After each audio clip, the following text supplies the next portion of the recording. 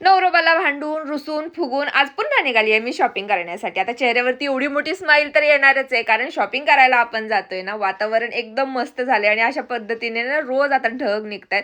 त्या दिवशी आलेले तर गळ्यातलं घ्यायचं राहिलं होतं, त्यासाठीच पुन्हा आज आले. आता हा नेक पीस मला आवडला होता, पण त्यानंतर हा पाहिला. आता दोन्हीमध्ये कन्फ्युजन होतं. आणि नथ सुद्धा मला एक घ्यायची होती, पण छोटीशी नथ तर कुठे शिल्लकच नव्हती. अशा मोठ्या मोठ्या नथी होत्या. शॉपिंग करून घरी आलो, संध्याकाळच्या टायमिंगलाच आम्ही गेलो होतो. आणि घरी आल्यानंतर आत्या म्हणाल्या की आपला गॅस आज संपलाय, त्यामुळे त्या चुलीवरती भाकरी करत होत्या. आता दुसऱ्या दिवशी म्हटलं चला ब्लाऊज शिवून घेऊया, कारण संक्रांतीला मला हाच ब्लाऊज घालायचा होता. यामध्ये बॉटल ग्रीन कलर दिसतोय, पण याचा ना थोडासा असा डार्क हिरवा कलर आहे, त्यामुळे मला तो नाही आवडत आहे. पण नवरोबाने आणलाय ना माझ्यासाठी हा ब्लाऊज, त्यामुळे काही म्हणता येत नाहीये. म्हटलं छान आहे आणि तोच मी शिवायला घेतलाय. मध्ये हा चहाचा ब्रेक घेतला होता, कारण सगळेजण म्हटले की चहाचा टायमिंग झालाय, तुला चहा प्यावासा वाटतोय की नाही वाटतोय, कारण सगळ्यांना चहाची तलब झाली होती.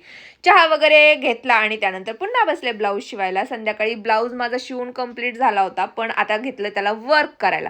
आणि याला जे वर्क करते ना ते काही अवघड काम नाहीये. एक ग्लू आहे, या लेस आहेत, ग्लू लावून फक्त लेस चिटकून घ्यायचे. हे एकदम सोपं आहे, पण जे स्टोनचं काम आहे ना ते थोडंसं अवघड नाहीये, पण त्याला थोडासा वेळ लागतो, कारण एक एक खडा घ्यायचा असतो, ग्लूने असा चिटकवायचा असतो. आणि संध्याकाळीच मी हा माझा ब्लाऊज कंप्लीट करून घेतला. चला भेटून नेक्स्ट ब्लॉगमध्ये, तोपर्यंत बाय.